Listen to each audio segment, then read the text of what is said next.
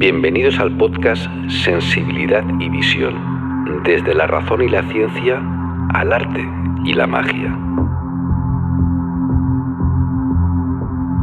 En la búsqueda de referentes y de inspiración, cómo a través de la sensibilidad incrementamos nuestra visión. Soy Charlie Chicago y hoy en este episodio nos acompaña Pau Pascual, un hombre del Renacimiento anclado en el eterno presente. Te invito a que participes en una charla que ya ha empezado. Una cosa que es recurrente es el sentido del humor, de manera que el sentido del humor te ayuda muchísimo a relativizar las cosas y estará presente. O sea que no es que porque tengas sentido del humor le restes seriedad. Claro, habría que definir también qué es seriedad, porque seriedad la gente se piensa es la carencia de humor, y cuando alguien dice que algo te lo tienes que tomar en serio, tiene que ver con que lo que hagas tiene una trascendencia y has de ser consecuente con esa trascendencia. Claro. De manera que la seriedad no está reñida con el humor, porque quieras o no, las consecuencias del humor resuenan y esa resonancia es un tipo de trascendencia. Pasa que cuando se junta el cóctel Molotov, seriedad más humor, es cuando pican las cosas, ¿no? Yo creo que es como una confusión. Es decir, cuando dices una cosa muy graciosa pero con un gesto muy serio, es como esa sensación, ¿lo dirá en serio? No lo dirá en serio. Pero yo pasaba creo... con Eugenio, ¿no? Exacto, claro. Exacto. De manera que a mí me ocurre muchas veces que haciendo una broma, como no pongo gesto de... La gente dice... ¿Es verdad esto o no? Y al contrario, que decir algo como muy serio, algo que es serio, pero de forma graciosa. Yo creo que se siente como psicópata. Sí. O como muy cínico. ¿Sí o qué? No sé, ¿eh? A lo mejor a lo mejor te dicen que ríes demasiado. Si te pones en la tesitura de un... Muy Mr. Wonderful, a lo mejor. En la tesitura de un director de teatro, ¿cómo interpretas que tengas que convencer a un actor que tiene que decir una cosa muy seria como riéndose? ¿En qué situación? De hecho, hoy pasaba en un ensayo. Hoy me ha pasado que le decía a la actriz que aquello que está diciendo está diciendo algo que a ella le afecta muchísimo, que a ella ostras, te acaban de meter una paliza. Y lo estás diciendo intentando caer bien, pero no por eso tienes que reírte, porque si no quedas como un psicópata. Es como incluso ella se estaba justificando porque enfrente a su interlocutor ella dice, me sabe muy mal que te haya venido a hablar así, con estas pintas, porque está lloviendo y tengo sangre en la cara. Y ya lo sé, debería ir a lavarme, debería ir a cambiarme, pero es que no puedo por X motivos, ¿no? Y esto lo decía con una sonrisa en la boca, y era como, es verdad que impactaba y quedaba como un poco psicópata, pero no, me refería antes a afrontar algo que es muy serio, un tema que sea muy serio, con una sonrisa en la cara. Y relativizarlo a lo mejor. Lo que a mí me provoca confusión es que yo creo que en el presente, la mayoría de la gente, el concepto que tiene de los comportamientos psicopáticos, es decir, de un psicópata, en gran medida yo creo que nos viene del cine, porque muchos gestos, precisamente, de ver gente que en esa tesitura nos viene del cine. Incluso a veces llego a pensar de que, y no sé si es un delirio, de que esa función que hace el cine para indicarnos que ese comportamiento es de un psicópata viene del consumismo. Me explico, no me mires raro. Yo resulta que cuando era muy, muy joven y me enamoraba de alguien, quería demostrar mi amor hacia esa persona más allá de las palabras, con actos. Y habían dos situaciones que para mí eran determinantes, que era primero demostrar que yo tenía mucha paciencia, que lo mío no era consecuencia de un calentón hormonal. Y en aquella época las chicas de alguna manera lo asumían y lo que hacían era hacerse lo que hoy en día sería hacerse el remolón, que es decir, te hago esperar. De manera que yo le decía que quería verla, me citaba y tardaba mucho en bajar, incluso, no sé si se lo inventaba, era verdad, que le había salido cualquier cosa y que tardaría mucho más. Y yo asumía que eso tenía como un componente teatral, según el cual me daba la oportunidad de hacer méritos y poder demostrar realmente cuál era mi sentimiento más allá de un calentón. Claro. Y bajo esta situación yo me he tirado horas, a ver, no días enteros, pero si sumamos las horas, seguramente serán muchos días. Salen días, ¿no? Pero con una esperanza y sobre todo con una alegría cuando la veía. Claro. Como que decía, te estoy demostrando lo que siento, y lo que pasa es que no siempre funcionaba. Pero bueno, esa parte después... más bohemia y más romántica la tenía. Y la segunda situación tiene que ver con hacer un regalo, de manera que me parecía poco comprometido ir a una tienda y comprar algo, y a mí me gusta hacer los regalos yo. De manera que yo lo fabricabas ir a tú. buscar, por ejemplo, en vez de ir a una tienda a comprar un ramo hecho, el ir al bosque, tú recoger las cosas, que sí, hacerle tú el lazo, hacer una nota, un dibujo, un poema escrito por ti y entregárselo. Pues ¿te puedes creer que ese es el relato en el cine de un psicópata? Es decir, la persona que está horas y horas esperando a esa persona es un psicópata, y esa persona que hace las cosas él y se las regala no a través de un regalo típico, previsible de San Valentín, donde tiene que ser previsible el envoltorio, cómo te llega y todo, me siento un psicópata. Es decir, y yo pienso que quien está detrás de todo eso para que yo me sienta un psicópata es el consumismo, para que yo compre los productos que espera una persona que tú le quieres con su sobrecoste. Así, ¿eh? Sí, yo me siento así. No sé si tú habías llegado a sentir esto. Bueno, nunca me lo había planteado, pero así como me lo contabas, creo que le encontraba la explicación en la inocencia del personaje. Claro, estás definiendo a un adolescente en su apogeo de... Pero me encantaría seguir haciendo eso, pero no lo puedo hacer porque Hollywood me retrata como un psicópata. Yo estoy dispuesto a esperar horas y horas a la persona porque tú decides que ya no eres más inocente. Porque tú decides que ahora ir a buscar flores al bosque y hacer un ramo, hacer porque igual tendrás que encontrar el momento para hacerlo, tendrás que establecer una estrategia. A ver, me levanto, tomo el café, después me voy a ir al bosque, después voy a tener una reunión, tengo una sesión en el estudio, tal.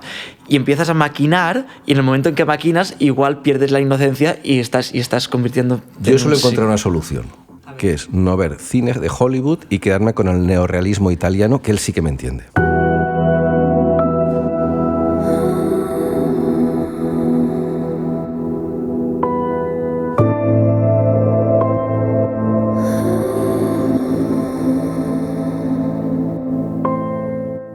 En esas películas de Pasolini y tal, yo ahí me veo... Tengo hueco. Tengo hueco. Bueno, no sé si habéis notado algo raro, pero os lo voy a aclarar. A mí me encantaban las películas de James Bond, que parecía que había empezado la película sin créditos y ¡pam! A partir de que ya pasa una buena escena, te salen los créditos. ¿Por qué digo los eso? Iniciales. Porque no se ha presentado aún a Pau Pascual. Es verdad. No se ha presentado a Pau Pascual. Y claro, para que os pongáis en tesitura, ya sé que si habéis aguantado hasta aquí no os habéis asustado, con lo que hemos hablado. Claro. De hecho, esta intro tan larga ha sido realmente un filtro para que tú mismo, si no te interesa, no pierdes ni un segundo de tu vida. O sea, si hasta ahora has encontrado interesante, no te vamos a defraudar.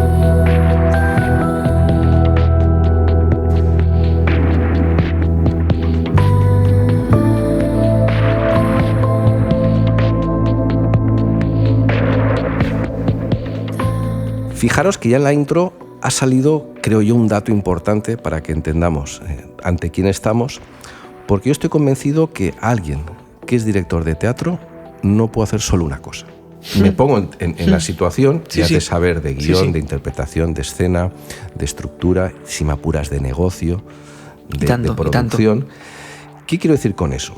Que nuestro invitado de hoy, Pau Pascual, yo diría que es un hombre del Renacimiento. Lo digo porque se entiende, es decir, a día de hoy dices que una persona es del Renacimiento y se entiende que es una persona multidisciplinar, una persona que desde la sensibilidad, desde el conocimiento, desde la experiencia, desde la visión, es capaz de crear una serie de contenidos que para muchas personas son referenciales. Para muchas personas les puede llenar el sentido de las cosas, la calidad de la vida, pero os voy a defraudar. Para mí no es un hombre del Renacimiento. es un hombre del nacimiento. Él no ha muerto. Es decir, somos esclavos de esa terminología hombre del Renacimiento porque está vinculado a un periodo de tiempo que es el Renacimiento, y tanto. Siglo XIV, siglo XV, pero para mí es gente que viene de la tradición clásica, la helénica, es decir, los primeros que eran multidisciplinares, Pitágoras, Aristóteles, Eratóstenes, era gente. Y claro, me parece muy injusto que la etiqueta de multidisciplina se la pongan los que al cabo de muchos años lo reciclaron. Claro. Sí que está claro que eran sostenibles porque reciclaban la cultura, quieras o no el Renacimiento, que es un tipo de reciclado, y eso debemos de ponerlo en valor. Por supuesto. Pero yo quiero recurrir, porque de él me llega eso, yo quiero recurrir al origen, al nacimiento. Él no es un hombre del Renacimiento, él es un hombre del nacimiento, es decir, él no es el resultado ni de un reciclado, ni de un sofrito-refrito, sino que y lo iremos desvelando a lo largo del podcast de hoy, lo haremos desde la raíz, lo haremos desde la identidad, desde la sensibilidad, de la reivindicación de la individualidad, pero también de pertenecer a un colectivo, y cómo con su actividad casi cotidiana es capaz de mantenerlo en vigencia, de mantenerlo. Y a partir de aquí, pim pam, pistoletazo de salida. Claro que sí, adelante. Y nos habíamos quedado, habíamos pasado por los psicópatas, pero por Hollywood. Me gustaría hacer inciso en dos cosas que has dicho, que es que sea director. Claro, que no me considero director. Claro, yo siempre digo que dirijo. Pero a mí me mandas como director de teatro. Por supuestísimo, sí, porque dirijo. Pero el hecho de decir, no soy director, cuando me paso la vida admirando a aquellos que yo sí que considero que son directores porque se han formado y creo que tienen una sensibilidad enorme. Si te sirve de ayuda, ¿sí? Yo nunca me gusta decir yo soy, sino suelo decir me estoy haciendo. Claro, ahí estoy. Sí, por yo supuesto. creo que te estás haciendo como director de teatro tiempo al tiempo, no descartemos otro tipo de actividad también multidisciplinar. Y yo soy de los que piensan de qué eres cuando ya no tienes tiempo de reacción. Yo estoy convencido que un minuto antes de morir me diré, yo soy así. Porque ya no puedo cambiar. Ya no puedo cambiar, me quedan segundos y ya bastante tengo con pensar en el túnel y en la luz y si volveré o no volveré, como para pensar si ya no estoy hecho. Claro. Y eso me libera mucho porque entonces no tengo por qué imponer algo. Yo no puedo decir a alguien, esto se va a hacer así porque yo soy así. No. Dame margen. Y voy a intentar cambiar a lo mejor, claro. Pero bueno, yo de alguna manera sí que te veo como... Es decir, es un ejemplo que seas director de teatro, pero para la audiencia, para que lo entiendan, yo contacto con este hombre a través de la música, de una producción, de manera que él se encargaba de la parte visual. Claro, yo al principio pensaba que era simplemente un fotógrafo, de manera que él le veía haciendo fotografías, pero en cuanto vi que se ponía en unos lugares muy raros para hacer la foto, dije, uy, este no es un fotógrafo normal, este hombre nos quiere transmitir algo. Y cuando empecé a ver los resultados de toda la parte de imagen de este grupo, se llama OR, un grupo mallorquín, que estamos en los estudios Tramuntana, de Mallorca, de Consell, hubo un tilín, hubo como una chispa, y lo puse como en la lista de, a este hay que seguirlo, hay que hacer un seguimiento a este, porque pocas veces ves gente así.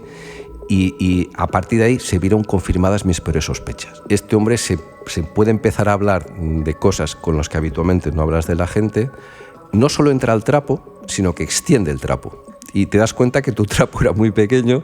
Y ¿qué dices? Claro, hombre, tengo cero esas sensaciones. A mí me llegó, y espero que lo cuentes luego, vale. Cuando no sé a cuento de qué, me empezaste a hablar de por qué las casas mallorquinas de campo estaban estructuradas de una manera.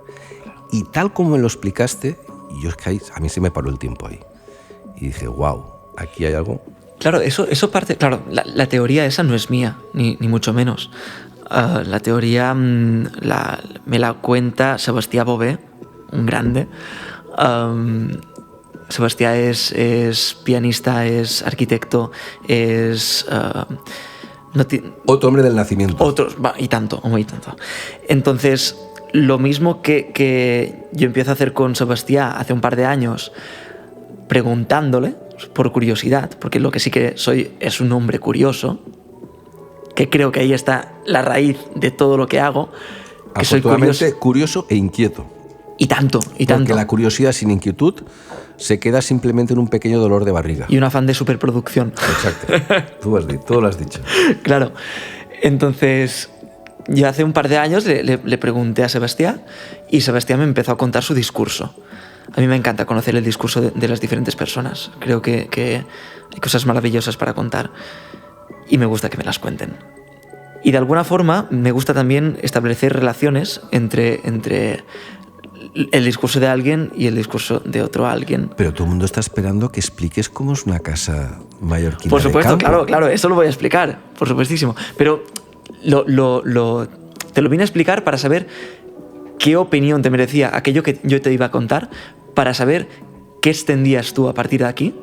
Extendiste, yo recogí y ahora mi discurso es más amplio, un poquito más amplio, porque cuento lo que me contó Sebastián y lo uno con aquello que tú me contaste después. Bueno, a mí lo que me sorprendió, claro... Este es el modus operandi. Es que no nos están viendo, ¿no? Y no saben que Pau Pascual es un chaval joven, muy guapo. Claro. Bueno, ¿cuántos años tienes? Es decir, no te toca. Es decir, por esta edad, el discurso... Porque claro, esto me lo contaste hace más de 2 años. Eras lo que se hizo un renacuajo. No, 2 años. Está a punto de hacer 2 años. Lo que está claro es que yo noté que esa persona no estaba viviendo lo que le toca vivir, y eso tiene mucho valor. O sea, ese nivel de curiosidad por cosas que no sirven para ligar, porque a esa edad solo te importa lo que te sirve para ligar. Bueno, te sorprendería, ¿eh? Ya, pero esa temática te sirve para ligar con momias y me sorprendió muchísimo. Con estudiantes de historia. Pero que no era algo superficial, no fue una queda decirme, sino que la lectura que había detrás de todo eso, cómo lo argumentabas, realmente era como que alguien te está invitando a meterte en la raíz profunda de Mallorca. Y yo creo que es un acto de injusticia el quien va de vacaciones a Mallorca, se queda solo con lo superficial y no es capaz de ver el legado que hay detrás de todo eso y sobre todo cómo te puede enriquecer como persona. Claro, bueno, yo creo que la gente que viene de vacaciones a Mallorca directamente no es una invitación, porque queremos evitar la masificación. Por supuestísimo, por favor. No vengáis millones a Mallorca. Mallorca es feísimo y en Mallorca solo pasan cosas malas. No vengáis porque va a ser un chasco. Bueno, el Mallorca de los panfletos, pero detrás de los panfletos, en el corazón de Mallorca... Claro, la gente que viene a Mallorca ni tan solo está preparada, creo, para querer escuchar o poder escuchar, como tú lo escuchaste, el discurso de las casas mallorquinas, porque implica una implicación, si me permite la redundancia, claro. Bueno, hay que estar predispuesto a querer escuchar, a querer entender y a querer que te cuenten historias.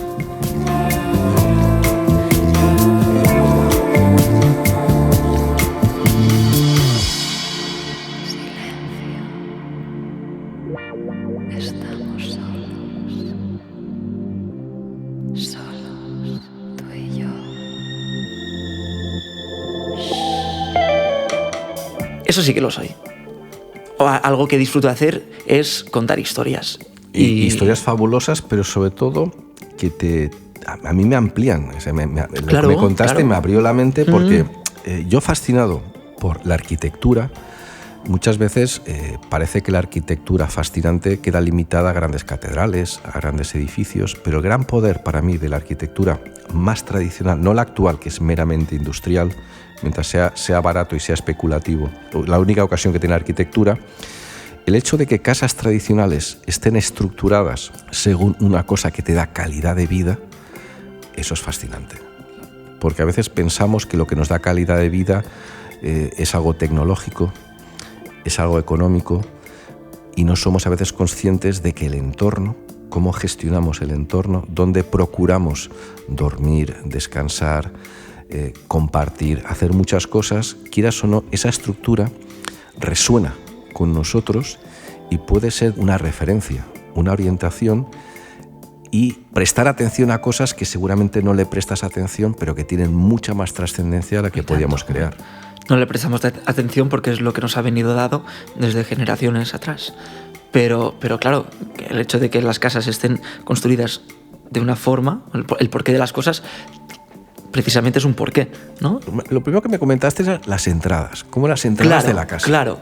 De hecho, yo empiezo siempre el relato diciendo que estábamos en ese momento haciendo haciendo una investigación sobre los patrones de conducta gestual que se activan cuando entras en una casa típica mallorquina. Que sirve, bueno, el relato sirve o se puede desarrollar para cualquier tipo de casa tradicional, ¿no? Después, esta investigación la ampliamos juntamente con Sebastián y con Marga Salas. Estuvimos en la isla de Bornholm, en Dinamarca, y también estuvimos en la isla de Naxos, en Grecia, investigando precisamente sobre la arquitectura típica de una isla que tiene sus rasgos. En el continente, pues la influencia exterior pues, se ha dado más que no tanto como en las islas.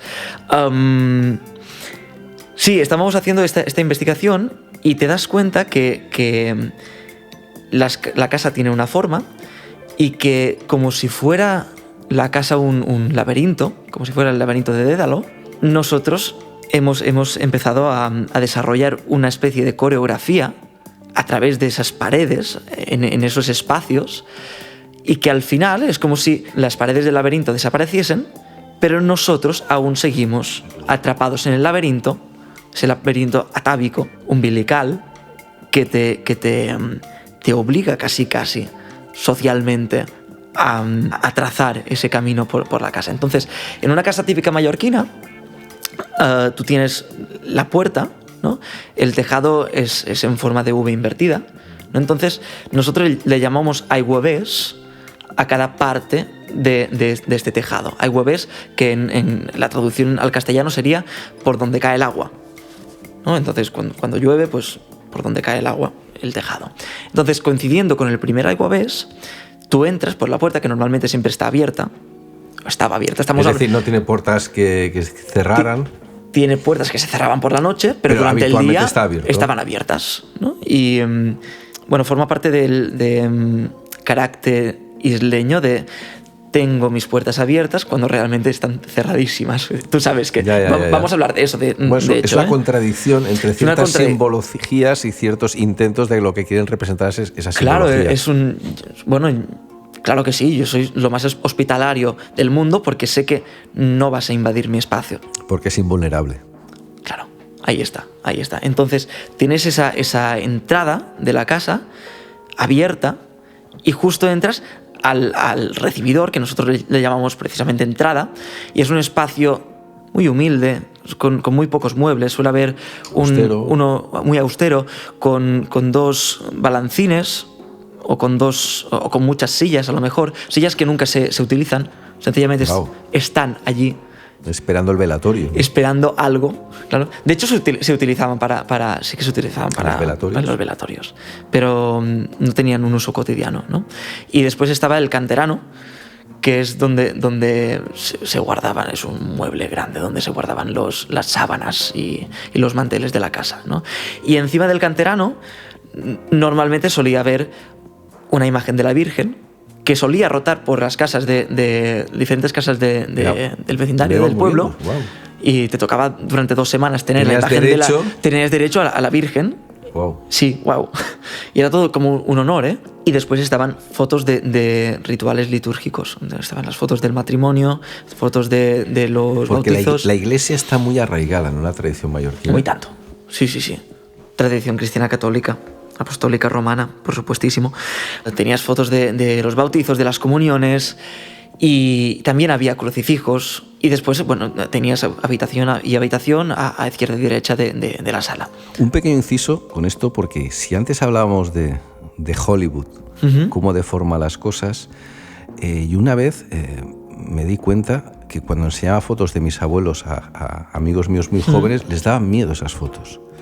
Normal. Es decir, Hollywood nos ha vendido que la tradición, esos objetos antiguos, la gente lo vincula a algo terrorífico, a espíritus, a cosas. Sí que es cierto que emanan cosas, pero yo no lo siento desde el punto de vista de la amenaza, del miedo, del riesgo, sino todo lo contrario. Me da una seguridad de que eso perdura y que esas fotos son testimonios del valor de lo que representa el perdurar. Lo digo porque tal como vas hablando, voy visualizándolo. Claro, es que de hecho, bueno, esto es otro tema súper aparte, pero cómo distorsionamos la realidad. El otro día estaba en una conferencia sobre el papel del olivo y del aceite de oliva, el AOVE, en la cultura mallorquina, ¿vale? Y claro, te explicaban cómo existían todas esas mujeres que se iban desde todos los pueblos de Mallorca a la Sierra de Tramuntana a recoger la oliva. Que era como unas colonias, porque podían estar un par de semanas, incluso meses, fuera de sus casas, sin sus padres. Era una aventura, ¿no? Era una aventura. Por las noches se bailaba baile bot, y que es el baile típico de Mallorca, el baile tradicional, que muchas veces incluso los dueños de las posesiones mallorquinas... Las posesiones son los terrenos, ¿no? Sí, es una unidad... Como las fincas. Fincas, unidades de organización y explotación, donde estaban els senyors, los amos, los dueños. Después els amos, que eran los que realmente se encargaban de organizar toda la tarea... como los capataces, ¿no? Los encargados. Sí, los capataces. Y después estaban pues todos los trabajadores. Y como que había muchísima gente viviendo en las posesiones y allí se generaba como una especie de micro sociedad que sobrevivía, ¿no? Entonces los dueños de las posesiones, que entonces también se podían definir como terratenientes, podían incluso durante las noches, algunas noches, sacar los gramófonos, si tenían, para que las chicas que iban a coger olivas, que no pasaban de los 20 y pocos sí, años, muy jóvenes y solteras, junto con los chavales del pueblo que subían a la montaña, pudiesen bailar pegados. Cosa que estaba prohibidísima. El equivalente a perrear y al reggaetón. Iban a perrear con el gramófono. Pero había empezado a hablar de esto porque el conferenciante nos decía, Rafael Perelló, nos decía, claro, ahora, cuando ha ido a entrevistar, este hombre se ha dedicado a entrevistar a todas esas mujeres que ahora tienen 90 y hasta 100 años, que iban a recoger las olivas, que ellas dicen, claro, nosotros íbamos a recoger aceite de oliva, pero no tiene nada que ver el aceite de oliva de antes con el de ahora. Y el de antes era mucho peor que el de ahora. Pero eso pasa con el vino. Es decir, hay muchos productos que no siempre los más antiguos eran mejores. Claro. Es decir, el hecho de tener que comercializarlo te obligaba a unos refinamientos que en muchos casos mejoraba la calidad. Y un ejemplo es el aceite de oliva, otro sería el vino o la cerveza. O sea, yo estoy convencido que la cerveza de hace 100 años... no tenía nada que ver con la finura y digamos, no la le llega capacidad la suela para de los zapatos, ni mucho menos. Porque de hecho es que nos decían que el famoso AOVE, ¿no? el aceite de oliva virgen extra, antes el 80% de la producción que se hacía en Mallorca se destinaba no al consumo, sino a generar luz. Para quemar. Sí, en vez de quemar aceite de ballena, quemaban aceite de oliva. Aceite de oliva. Nosotros nos quedamos como, joder, claro, imagínate, si la producción estaba casi toda destinada a quemar ese aceite, pues obviamente el aceite no tenía la misma calidad. Pero es que tenía mucho valor por el olor.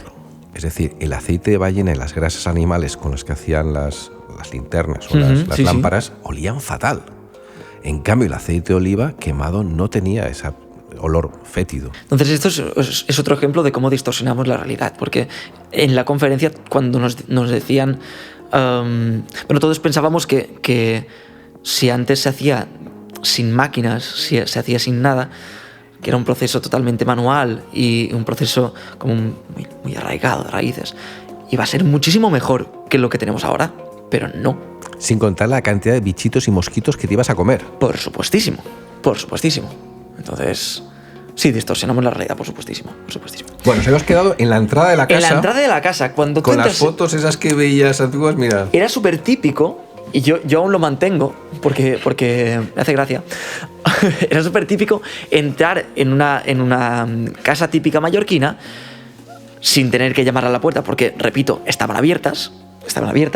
Entonces tú entrabas diciendo, Ave María Purísima. Sin pecado concebida. Te respondían desde dentro. Entonces, claro, traducción. Yo entro diciendo, hola, persona de la casa. Soy cristiano, católico, apostólico, romano. Puedes confiar en mí. Ave María Purísima. Que es el ave, palíndromo de Eva, la pecadora. Bueno, pues tenemos ave, María, la Madre de Dios, purísima. Entonces puedes confiar en mí. Y desde dentro te contestaban, sin pecado concebida. O sea, vale, venga. Yo también, desde la casa, soy cristiano, católico, apostólico, romano, puedes confiar en mí. Pues hacemos un pacto. Pues como somos iguales, como los dos pertenecemos al dogma y nos lo creemos y participamos del dogma, pues los dos nos vamos a entender. Es como decir, compartimos las mismas reglas del juego. Ahí está. Juguemos. Ahí está. Y resulta muy curioso la entrada. Claro, normalmente los dueños de la casa no estaban en la entrada. Pues estaban o en la cocina, que ya llegaremos a la cocina, o estaban en el corral que estaba incluso después de la cocina, ¿no? Entonces, normalmente cuando tú entrabas en una casa, te quedabas en la entrada esperando, y justamente la entrada con toda esa imagería católica funcionaba como un escenario con su escenografía de remarcar, hola tú, extranjero, totalmente ajeno a esta casa, puedes sentirte en paz porque aquí pertenecemos al dogma, ¿vale? Es como un poquito... ¿Qué pasa? Que en la junta de los dos aigobesos, ¿vale? En la junta de donde se juntan los dos tejados de la casa, justo estaba la separación entre la entrada y el salón. Un salón donde realmente no participaban, no había demasiada actividad, ¿no? Era como un poquito de paso entre la entrada y la cocina. En esa junta había una abertura con un arco, pero el arco no tenía puertas. Wow, o sea, que era un arco de forma, pero arco. Que no tenía un marco con sus puertas. No era un marco con puertas, era directamente un arco. No era un separador de espacios. Sí lo era, pero invisible. Okay. Hemos eliminado las barreras del laberinto, ¿no? Entonces, cuando tú llegabas a esa casa, tú esperabas a que sa madona, la dueña de la casa, saliera de la cocina y diciendo sin pecado concebida, y te dijera, entra, te diera paso, te donas entrada en mallorquín, ¿no? Y tú, aunque la casa te esté realmente invitando, arquitectónicamente hablando, a entrar, porque no te ha puesto una puerta allí, sino que te está poniendo una súper entrada, que además tenía que ser suficientemente amplia como para meter la mesa donde se hacían después las matanzas del cerdo, 2 veces por año. Entonces era grande, no era una puerta pequeña. Tú sabes que no vas a traspasar esa barrera invisible, tú te vas a quedar allí, en el escenario que se ha diseñado, católicamente hablando, para que tú te sientas, confident, ¿no? Exacto. Entonces, bueno, pues tenemos ya esta primera coreografía de un espacio que te está invitando a entrar, pero tú no entras porque tú te quedas allí, esperando.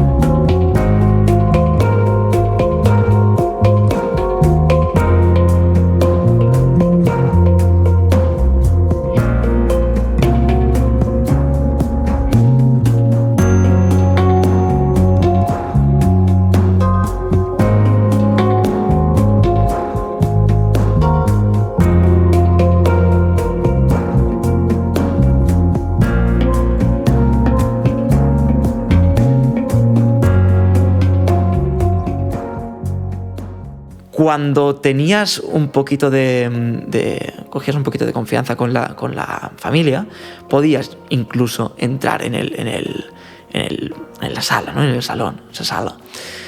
Y allí pues podías compartir algo. Tampoco nos hacía mucha vida social. Realmente las interacciones, en términos generales, casi siempre estaban en la entrada de la casa o en el corral. Incluso podías acceder al corral.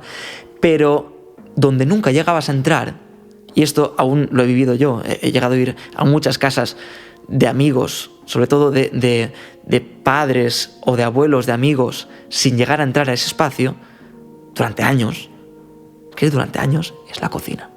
Nunca entras en la cocina de una casa típica mallorquina. Era la intimidad máxima. Era la intimidad máxima. Y justamente esto no pasa ni en Naxos ni en Bornholm. De hecho, en Bornholm es el primer espacio que te encuentras, la cocina. Wow. ¿Vale? Y ahora, hoy en día, cuando tú invitas a alguien a quien no conoces, lo invitas directamente a la cocina. Ven a la cocina y nos sentamos en la cocina porque la cocina es la nueva sala, ¿no? Es como más práctico todo. Es más práctico, sí. ¿no? Y por tanto estamos hablando en todo momento de unas estructuras, unas estrategias que ya no pasan tanto. Siguen pasando, pero empezamos a hablar de algo anecdótico. Pero está bien saber de dónde venimos para saber dónde estamos. Y dónde estamos también, ¿eh? No nos olvidemos del presente. Claro. Y claro, en la cocina pasa una cosa, que así como en el primer espacio de la casa tenemos crucifijos, tenemos vírgenes, en la cocina se encuentra un elemento que no solo sirve para cocinar o sirve para calentar, sino que también sirve para rodearlo y para contarnos la vida al final de la jornada, que es además el elemento pagano primigenio, que es el fuego. Es lo que hoy en día la gente se pone delante de la televisión o delante del ordenador. Por supuestísimo. Era esa situación. Entonces tenemos el fuego como el centro neurálgico de la casa. Por tanto, la cocina, conteniendo el fuego, también va a ser el centro neurálgico de la casa. Y resulta que podemos ser todo lo cristianos que queramos, pero es que después, al final de la jornada, nos vamos a sentar alrededor del fuego y nos vamos a contar rondallas mallorquinas, que son las historias, son las leyendas de Mallorca, ¿no?